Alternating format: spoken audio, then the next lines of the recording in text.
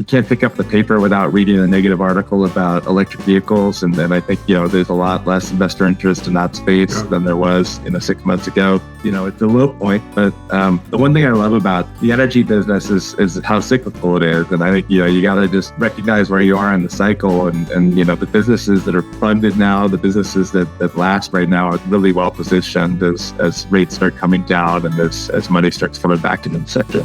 You need to be appear to me to be fearless from sort of not afraid to go out and talk to customers, get yourself out there and feel like you're not just sitting in a lab creating the world's perfect product. If you're a technical founder first, at some point, you just got to make the plunge and get out there and start talking to customers or just demonstrate that commitment to that piece of things.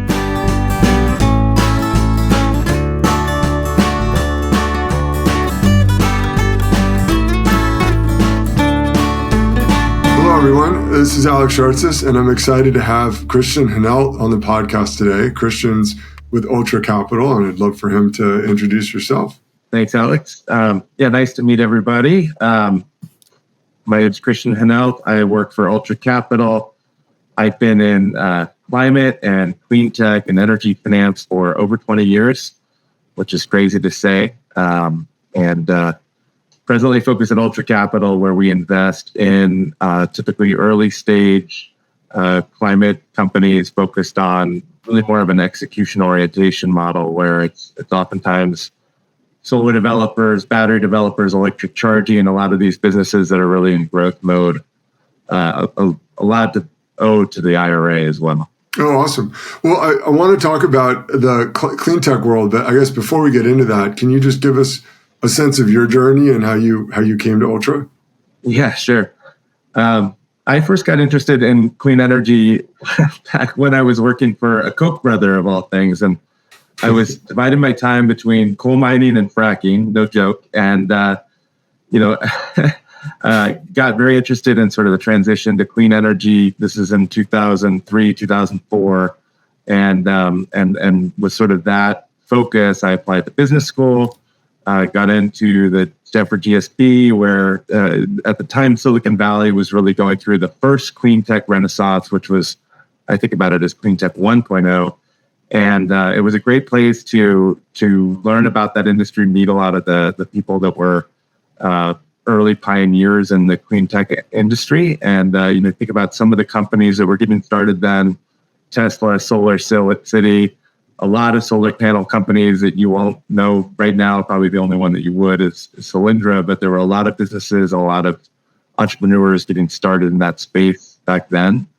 When I got out of GSP, I went to work in solar, and it was early days in solar. I date myself by how much I paid for my first module. So I paid $3.80 a watt for my first set of modules. It was the Athenian School, and then the East Bay in California. We did a 300 kilowatt system for them. And now those same modules don't cost $3.80 a watt. They cost 30 cents a watt. So it's, things have changed quite a bit since then.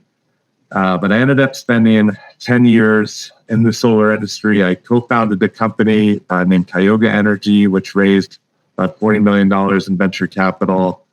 And then that company eventually got acquired by a company named S-Power. I then was recruited by Pyro Perkins to help be one of the early employees at Clean Power Finance, which is their investment into residential solar. And I spent a bunch of years as well there.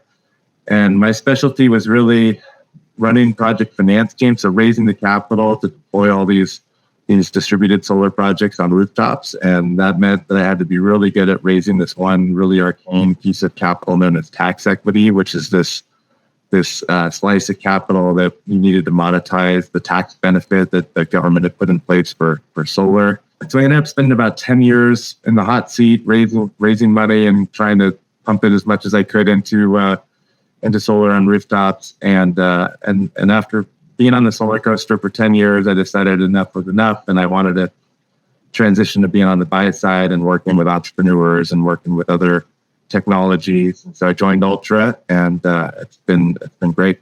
Yeah, no, it's great. I mean, it's funny because our careers have been kind of at the same time, and I've always been on the SaaS side of things or the software side of things. And I think until I worked in EVs, I didn't really appreciate the kind of juice that the subsidies and the tax benefits of clean tech give you from a growth standpoint. Like there's just, it's money that goes away if you don't spend it now. And it really changes the sales dynamic in a way that, it's almost unnatural how much just speed that generates and excitement. Because you go to a landlord and you're like, hey, if you do this, it's free or it's half off, right? But you got to do it by December 31st or it's, or you can't. And it's different. Yeah, it's a totally different dynamic.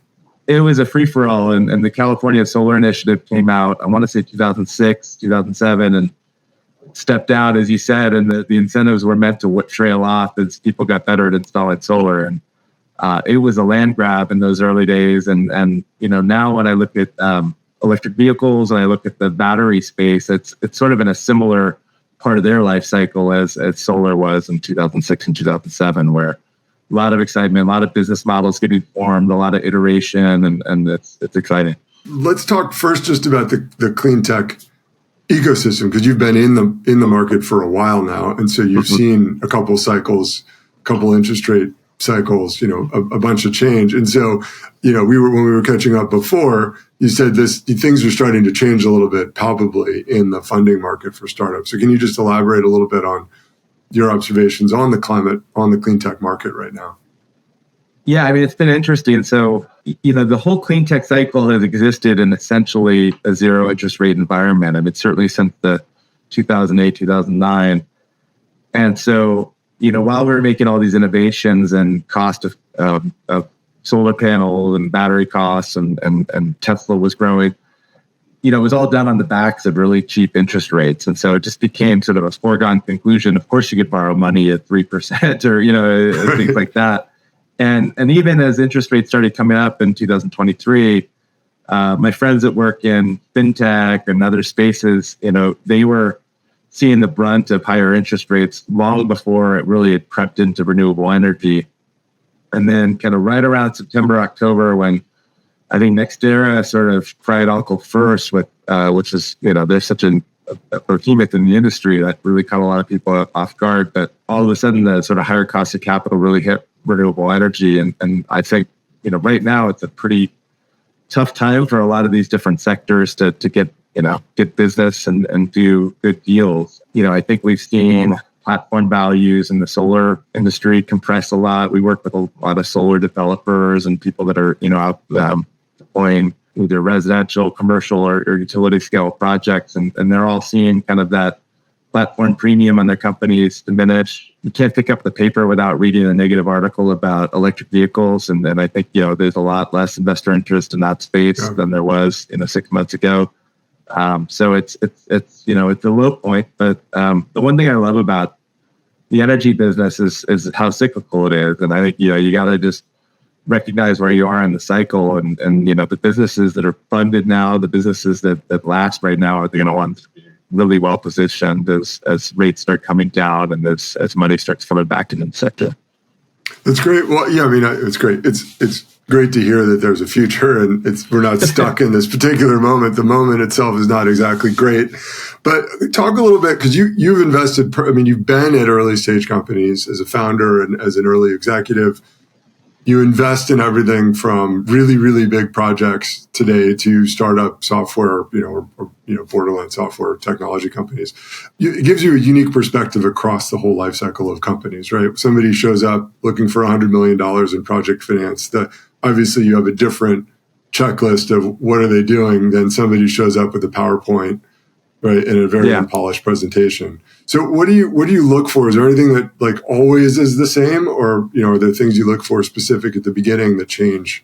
It's probably helpful to start by answering that question with kind of the types of investments that we're making right now, because we're making early stage, often the first institutional capital into businesses. Our typical check size is at the small side, $2 million. On the large side, we've done 140, but technically I'd say we are kind of comfortable up to $20 million. The niche that we look for, so we look for businesses where they're early stage, it's a team we like, but they're developing something that is an established technology. So whether it's renewable energy to electric vehicles or not, They're not innovating particularly on the technology. They may be innovating on the business model. And those businesses are typically, they need a venture capital quantum of capital, but they typically are not great fits for VCs because they're not a SaaS business. They're not, taking a lot of R&D, trying to iterate on a new technology. And so they have a hard time getting funded. And so we come in and we typically are their first institutional capital. But what we like about those businesses is they're execution oriented. They're oftentimes asset heavy, and they're great fits for the large scale ESG, the multi-billion-dollar funds, of which there are a plethora out there.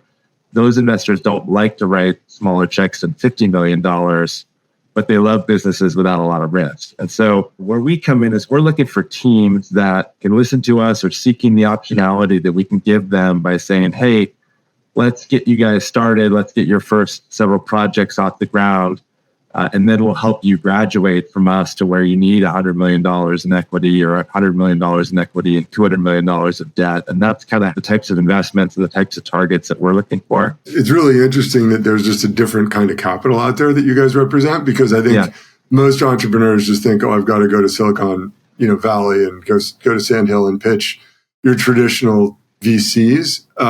And you end up in this really lousy spot where your business doesn't fit their model and everybody's unhappy, right? You're not able to raise more money. They can't help you because they don't know the people that want to make a private equity style investment. So they're upset and also not helpful. And then you as a founder are looking at a lot of dilution, a recap, maybe a shutdown. Like you're not able to get to the next level either, even though you have a perfectly good business.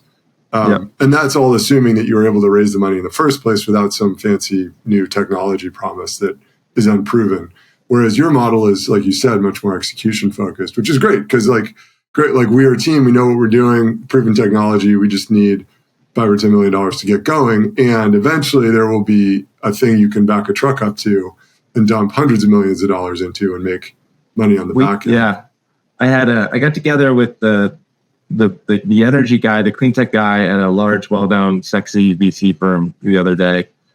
And I was pitching him on this business that we've invested in that we really like, which is raising money right now. Like you said, it's execution oriented. There's no particularly technology risk associated with it. Innovative business model, but beyond that, it's very replicable. And they've got a head start, which is something we really like. And he said, I don't know. I just don't think it's, our cost of capital might be too high for it. And I said, that's not what you mean. He's like, I said, you just don't think there's enough risk there. And he said, yeah, that's what it is. Because I know the returns are there. It's really just, he couldn't get it through his partners because it's not, out there enough. And, a lot of the clean tech VC guys are taking big swings for the fences and big risk, and God bless them for it. But we're trying to kind of hit the doubles and triples. Well, yeah. And I think the EV market's a good example of one where I think especially the charging side of it, people have gotten a little over their skis in terms of the need for more software platforms, for more networks, for more things. And even if you look at the CPO market, right, you have the technology ones like ChargePoint, Blink, saying that they're a technology company, or really they're just an infrastructure company rolling out expensive, hard to install infrastructure.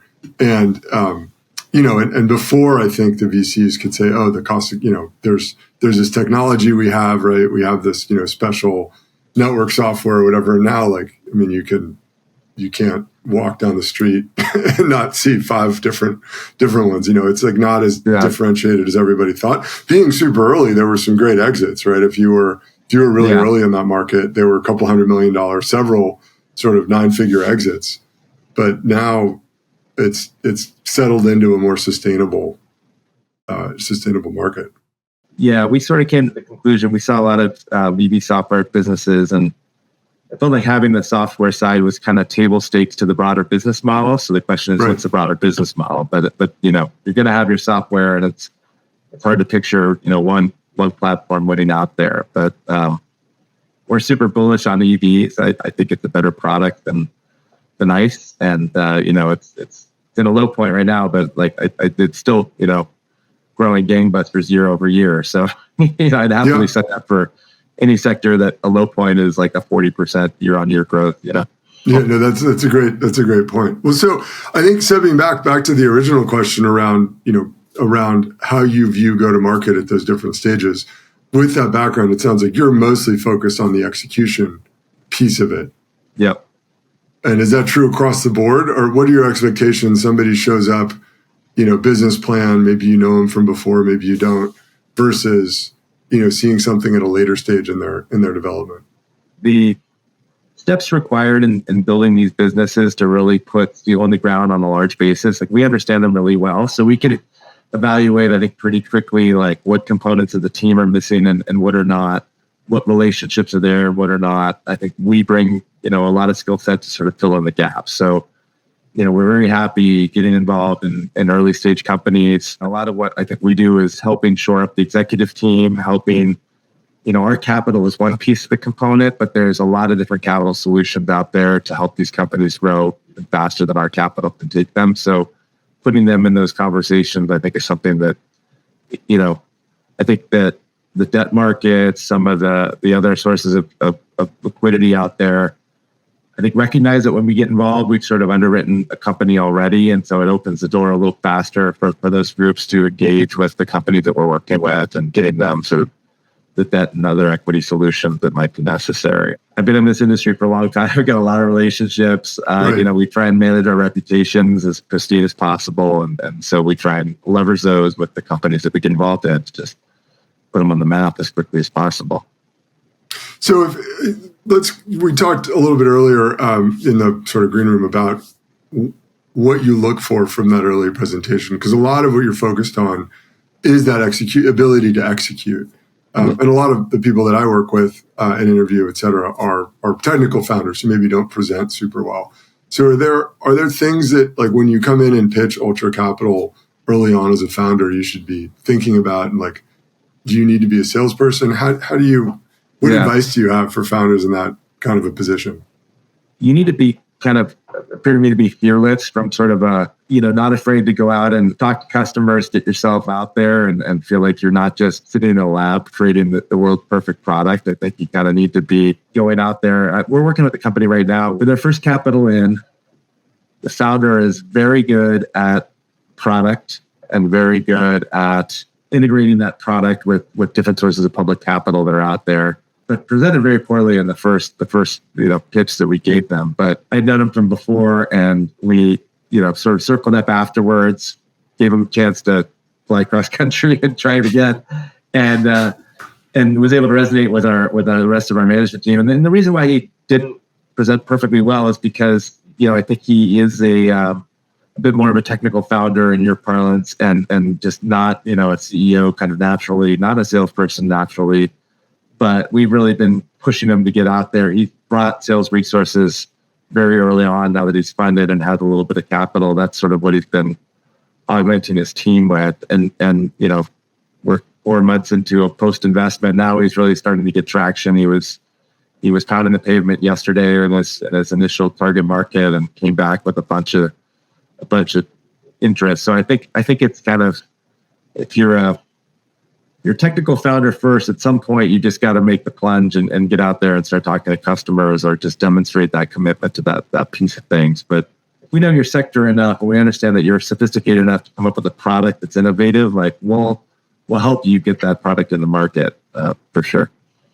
Yeah, there's a bunch in there that's really interesting. First, that like he got a second chance, right? Not everybody gets a second chance at that pitch. Like, I've definitely blown pitches before, right. And you just get like a thanks, no thanks email that's fairly useless in terms of reasons. And it's later you figure out like, oh, now that I've practiced a bunch and cleaned up how I talk about this and cleaned up the presentation, like people are inviting me to another meeting as opposed to just telling me that they're going to pass. So I think getting a second chance is great, which comes from having that relationship. I assume you knew there was more there. How does that founder get the most out of a relationship with its board, with investors like you? Like what recommendations do you have for people in terms of getting the most leverage they can? You got to invest in it. You got to trust that your investors are really, signing up to be alongside of you. And, we like to get involved in, for example, interviewing, all the key hires as you're building out your team. We're definitely all about it. We're happy to visit potential customers, happy to attend key meetings. Like all of that, I think is something we'd like to do. I think one of the, having been on both sides of things, and especially as you move early stage into these, into the financing side of companies, capital is not as fungible as entrepreneurs sometimes think, right? Like whether you've got two offers from different investors and you're saying which one has the higher valuation by 10%. I mean, it's much more important to pick the people that you're comfortable with and the people that you can kind of bring inside the tent. We see people that, leaders of companies, management teams, that CEOs try and kind of filter too much through themselves and try and be sort of the single point of contact. I think we like to work with different functional areas of the executive team. I think we help add more value because, I've sat in the CFO chair in a lot of these types of organizations. And so it's just helpful if we can be sort of a relatively flat within the organization to work around that team, pitch in where we can, and just be sort of really involved. I think some managers will really embrace that. Others will surprisingly not. And I think part of our job is like what was kind of interesting to me about moving more into the investing side is, our ability to manage different types of people and just to be able to be productive with different kinds of personalities is incredibly important. Something I work at all the time.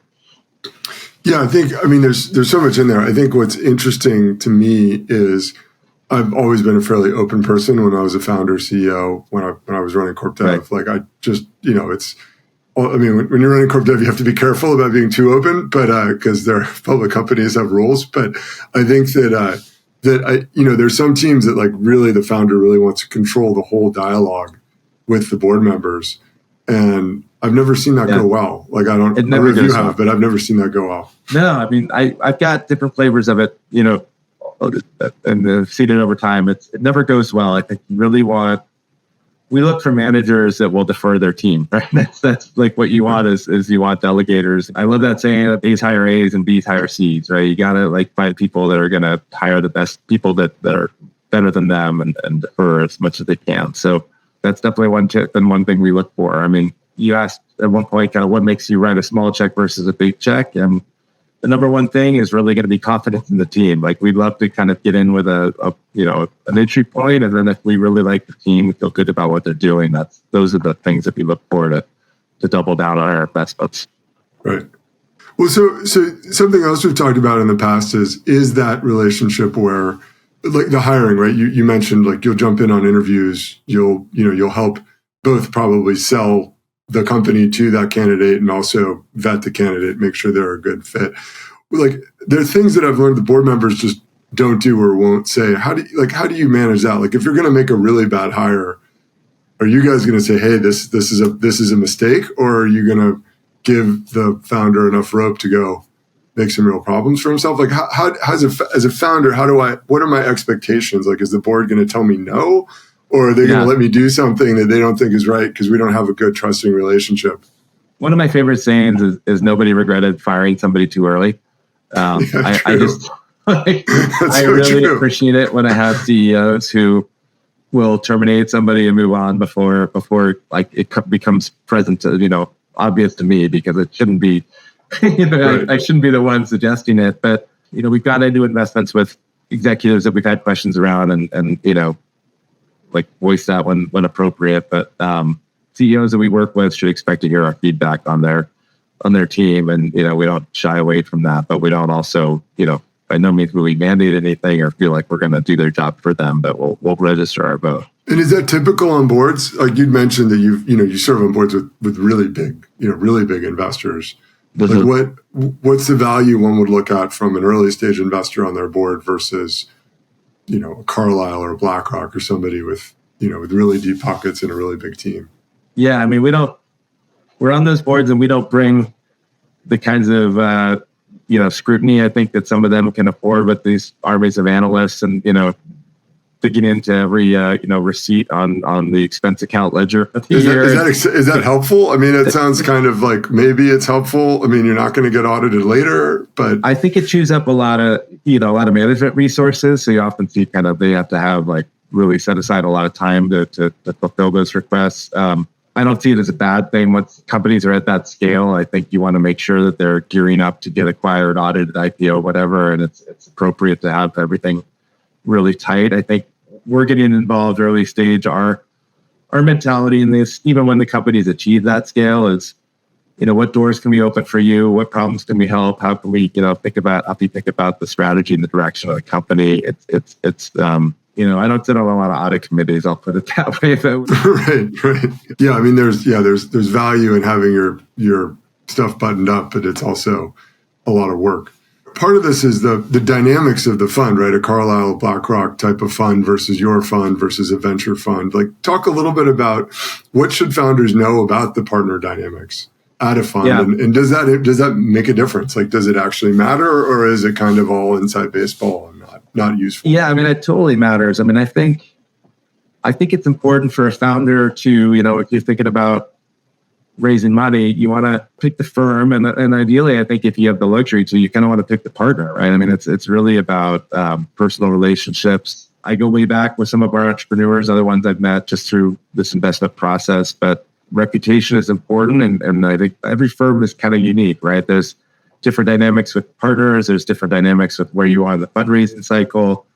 Clean energy is not like software or SaaS, where there's so much liquidity in the venture space that it feels like any other fundraising process or any other market. I think there's relatively few firms in the early stage clean tech space, and they're in different cycles of their own, whether they're growing, where they are on their fundraising, et cetera. So I think it's important to be selective, to the degree you can about which firm you work with, and who specifically that. Yeah, people talk about signaling a lot, and it sounds like that's in clean tech especially. That's really a thing. Like who you bring onto your board as investors. Other people in the industry know them; they have reputations. Yeah, it's pretty interesting. It's a small world. I mean, I was skiing last weekend with a bunch of relationships in the clean energy industry that we've all known each other for 15 years, and we get together as 20 of us now. We go skiing every year, and it's everyone's investors and board members, and there's so much deal flow and so much interest that once if you can get into those ecosystems as an entrepreneur, it can really help open up a lot of doors. Yeah, no, that's great advice. So, a couple questions just about sort of stepping back into more of the company building growth area. How does go-to-market evolve over time? Because you mentioned you work with companies from very early on to later when they're able to bring in hundreds of millions of dollars and put that to work. Like when you think about like the sales motion and maybe even in the selling of the financing, like how do expectations change from the board level, or what does great look like? How does that change when you're the one guy in his deck, or one guy and a sales guy in his deck, through to, hey, we're doing $50 million this year, and we need a $200 million credit facility? Yeah, I mean, the first one's always the most painful, right? I mean, you see all these companies kind of get their first financing done, and you help kind of lay the stage for them as much as you can. But whether it's signing that first customer or getting that first big debt deal done, there's a lot of late nights, and a lot of lawyers get rich because there's a lot of like inefficiencies and transaction expenses. And I think what you can expect is just, and not to plan on it, is just incremental improvement, right? Because a lot of these sectors, like, for example, the battery industry, I mean, we're going to need so many batteries, to manage all these intermittent renewable generation resources. And, we're going to have a bunch of batteries on the road and EVs, but I don't think those are going to be able to be, sort of resources for how we're going to offset, and provide power to the grid. And so, we have a battery company that just finished their initial, financing. It was painful. It took longer. It cost more than they expected, but they learned a lot during it. And now you can see, each one's going to get a little bit more efficient and a little bit bigger. And as they get bigger, you can kind of walk themselves into larger and larger counterparties. You leave sort of the private credit market, and you get into the banks, and everything just starts getting more and more efficient. So I think, does that create efficiency? Like going bigger actually makes things less expensive and more efficient?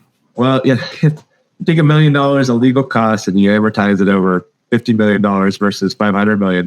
Like it's a big difference, But it's the same $1 million, like whether you're doing the 50 million or the well, the lawyers will always find different things to add complexity, but scale does make things efficient, and you can't really achieve scale without a track record. So you got to just kind of walk yourself through that.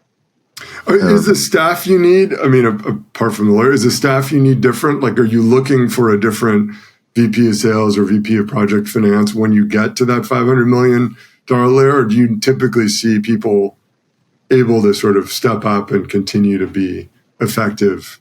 Staying with batteries, there's a lot of executives, a lot of people that have come over from solar, for example, to sort of move into the next big sector. So you might get really qualified, experienced people in batteries starting at earlier companies that have already done it solar once before. That didn't exist in solar 10 years ago. They were all everybody was falling forward at the same time. But I think the whole ecosystem has gotten a lot more mature over the last 10 years around renewable energy. And I think that people that were entrepreneurs in solar 10 years ago are now starting and running companies in other sectors like batteries and electric vehicles, or they're, investors or bankers or folks that can just lend that expertise, to the next generation of entrepreneurs. So the whole system has leveled up quite considerably over the last 10 years. Do you value the experience in, say, solar going to EV or battery, or would you hire somebody who worked in SaaS or worked in an ad network and ran a big sales team there? And which is the industry knowledge important? I think if you're looking at like EV charging, for example, I think the enterprise sales mindset and skill set is really valuable versus kind of people who might have been doing sales in solar or something like that. I think that enterprise sales skill set is really helpful as you get to selling folks on the charging side of things. That would be the SaaS side of things. I think diversity is always important, but I think if you can get people with a mix of minds, a mix of skills that have been in highly competitive and fast growth industries, you're not going to regret it. I think people that come out of software might be a little bit taken aback with the longer timelines it takes in infrastructure, right? As somebody who got hit in the face with that a few times, I was surprised at how long it takes to trench some concrete and get a utility to pick up the phone. That's right. So you just got to be conscious of that. You can't kind of affect change the same way. Things don't work quite as fast in infrastructure. Well, and I think you got to be more right, because it takes, instead of 2 months, it takes 9 months to figure out if your pitch worked and people are buying. And so if you don't have a lot of confidence and knowledge to begin with to get pretty close to right the first time, you burn through a lot of capital.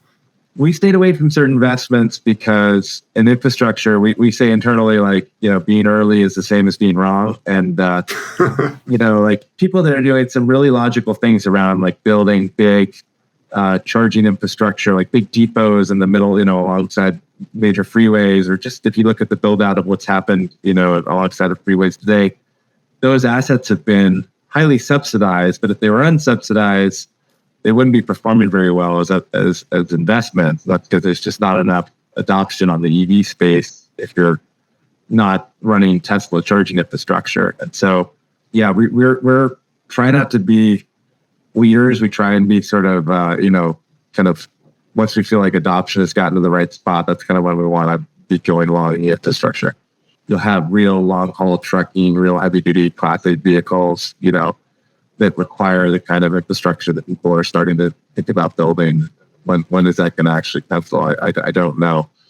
There's a lot of questions, and the 2024 election is going to be one of them.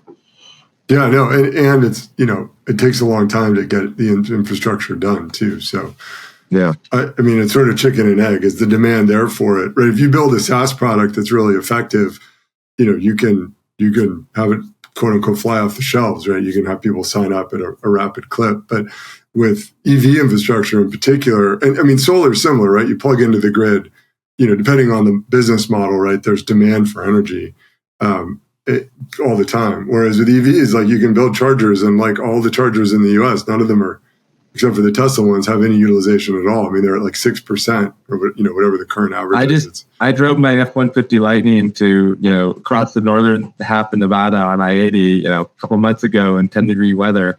And I was the only person charging at every single Electrify America and sort of every town I stopped in across Nevada because, Right.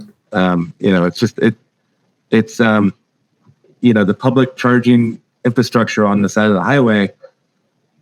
You need it as a potential EV buyer to get comfortable with buying an EV, and then you buy an EV, and it turns out you don't actually use it that much, right? So it's kind of like, it's almost like like a library or something. It's really a question of like, does this need to be a public good, or is this the kind of thing that should be privately owned? It was pretty informative to me that, charging solo, 5 or 6 times over a long road trip was just kind of like, well, there's still a ways to go before penetration increases. Yeah, no, and that's a good segue. You mentioned the IRA at the beginning of this. I mean, how do you think about that, or how should entrepreneurs and startups think about it? Because I know there's a bunch of people like, oh, this is going to be huge, and yet, like, here we are, and it hasn't. Yeah. It doesn't seem to have been that huge yet. It's happening.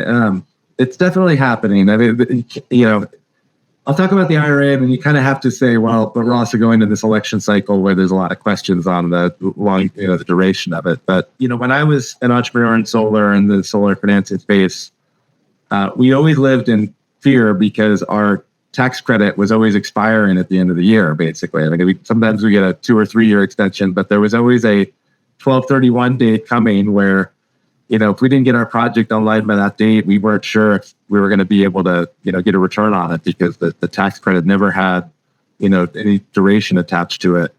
And the IRA came and it gave you a 10-year horizon on that. So for the first time, you can really, invest with certainty that build some of these big projects and these big pipelines that those subsidies are going to be there for a long time. And there was a bunch of other benefits for manufacturing and some credits that hadn't existed before, hydrogen, et cetera. So the IRA is a really big deal. And some of the most profound features of it, for example, the ability to transfer tax credits between buyers and sellers, it's taken the year since the IRA got passed just for those transactions to start accumulating and some real liquidity to come into that market. So it's a big deal. It's going to be a big deal. People are saying that you may need as much as like 20% of all corporate tax liability funding through these credit programs to meet some of the goals that we're expecting, but there's some tentative optimism that with enough time we can get there. But there's also this risk that maybe the 2024 election result in the administration that tries to repeal it for some purpose. And there's a lot of counters and everything else. So we don't need to get into it, but I would say that the IRA is a big deal. I think everybody's kind of a little bit uncomfortable in an election year, just what's going to happen, and we'll see.